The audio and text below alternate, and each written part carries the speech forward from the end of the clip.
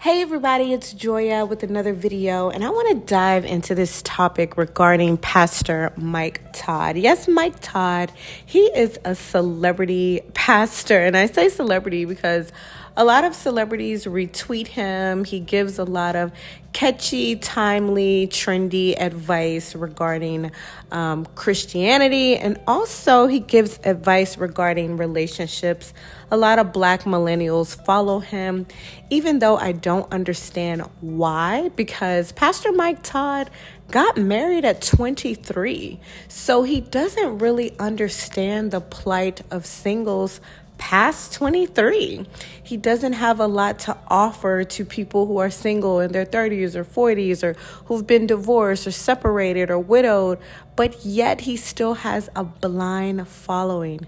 Well, he's trending because he recently decided to do a poor demonstration in regards to a parable where Jesus taught from, where he spat on the ground. Yes, he spat on the ground to restore sight to a blind man. So he spat on the ground, Jesus did in this parable, to make clay and put it on this man's eyes to help him to see clearly. Well, I don't believe that Mike Todd interpreted that scripture biblically, and he performed his own miracle on this past Sunday by actually spitting in his hand and rubbing it directly on an individual or a volunteer's eyes. Now, he comes around and says that this person knew what was going to happen, and I believe the person is even related to him. But this brings me to my next point of toxic Christianity and the things that people will do and the lengths that they will go to show how dedicated and unique they are in regards to being a Christian. Now, toxic Christianity can look like a lot of different things to different people, but for the sake of this video, and this is my channel, I will be using my definition. Toxic Christianity can look like harmful teachings, intimidation, mind control, or groupthink that is used as a moral guide, system, or practice to influence a person's choices, behavior, or associations. An example of this was the Make America Great Again movement, led by white evangelicals to support Trump for their own political gain and advancement, knowing full well that Trump did not display Christian values or was a God-fearing man. Toxic Christianity can also look like complete patriarchy, oppression of women and silence of youth, modesty culture, and the idol worship of perceived marriage. Yes, perceived marriage, not the actual institution itself. Because there are a lot of people, religious and non-religious, that are out here showing us authentic, real examples of marriages and their challenges, and we are actually learning from their lessons. But back to Pastor Mike Todd, who has been called out for pushing the limits on a demonstration using his spit to show how Jesus uses nastiness to help us see things more clearly.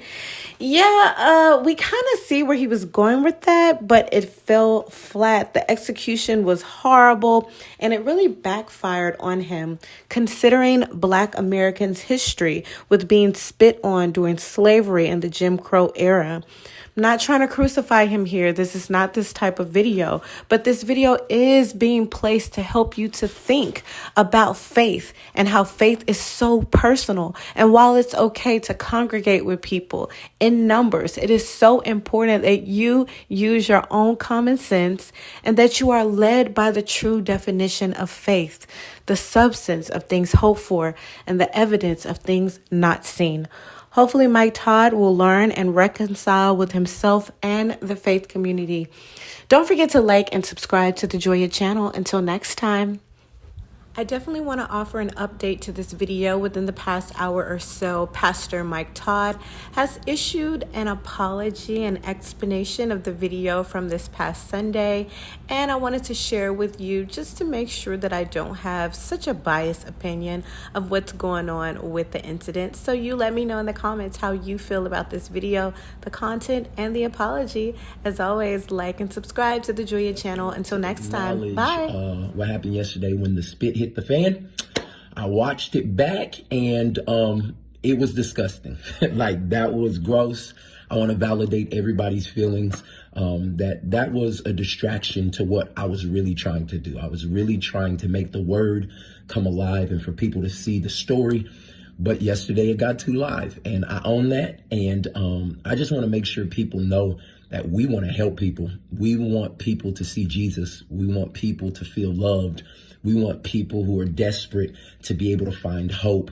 And I'm passionate about that, so much so that I try to do extreme things to help people get it. And yesterday it crossed the line.